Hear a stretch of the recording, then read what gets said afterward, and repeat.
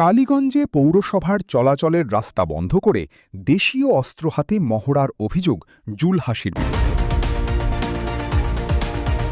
এসকেটিভি সংবাদে আপনাদের স্বাগতম। প্রধান সংবাদ নিয়ে আমরা আছি আপনাদের সাথে।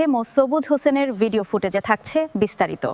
ঝিনাইদহের কালীগঞ্জ পৌরসভার ৭ নম্বর ওয়ার্ডের দক্ষিণ আরপাড়া এলাকায় জুলহাস দালাল নামে এক ব্যক্তির বিরুদ্ধে রাস্তা দখল, প্রতিবেশীদের হয়রানি এবং অস্ত্রের মহড়ার অভিযোগ উঠেছে।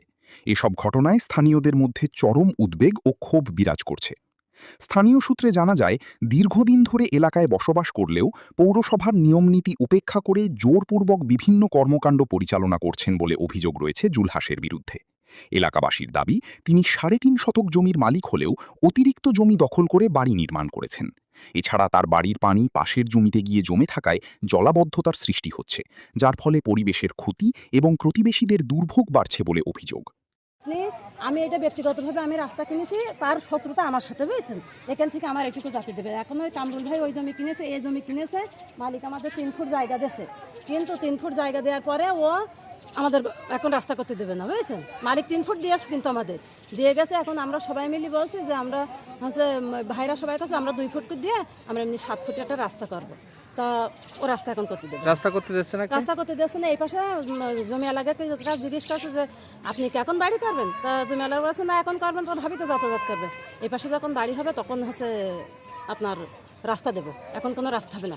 মিস্ত্রি ওখান থেকে উঠাই দিয়েছে, আর ওই দেখেন আমাদের যাতায়াত করতে দেবে না বলে পিলার পুঁতে রেখেছে।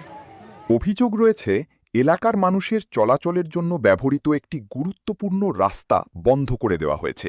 এমনকি রাস্তার মাঝখানে খুঁটি, পিলার স্থাপন করে পথচারীদের চলাচলে বাধা সৃষ্টি করা হয়েছে বলে দাবি স্থানীয়দের।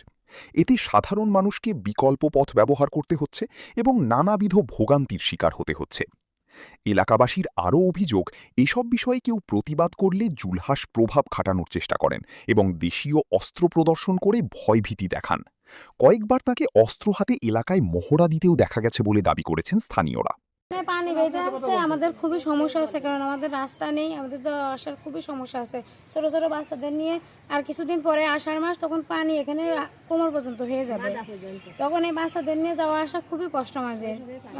এই পানিটা আসছে কোথা থেকে? এই পানিটা এখন বর্তমান আসছে যে এদের বাসা থেকে, এরপরে বৃষ্টির পানি আসলে তখন হচ্ছে অনেক পানি জমে যায় এখানে। জুলহাসের বিরুদ্ধে এমন অভিযোগের বিষয়ে জানতে চাইলে সাংবাদিকদের জুলহাস বলেন, এটা সঠিক না, কারণ সরজমিনে এখানে বহুত গণ্যমান্য লোক এখানে আসছে, বিভিন্ন গরুবের থেকে লোক এসে এখানে দেখে গেছে। আসলে পথ আমি আটকাই নেই, আমার জমির সীমানা আছে, এই পর্যন্ত সীমানা পিলার, আমি পিলারটা পুঁতেছি, এই তাদের সমস্যা। আর তারা আছে 0.5 দিয়েছে 4 সাইডে, সেটা সমস্যা নেই। মামলা হয়েছে, হ্যাঁ ওনারা করেছে, আমরা করছিলাম, ওনারা করেছে, উভয় পক্ষে করেছে, আমাদের প্রশাসন দিয়ে। আর এটা পৌরসভার রাস্তায় পর্যন্ত হ্যাঁ হয়নি, বুঝছেন, এই পর্যন্ত আর হয়নি।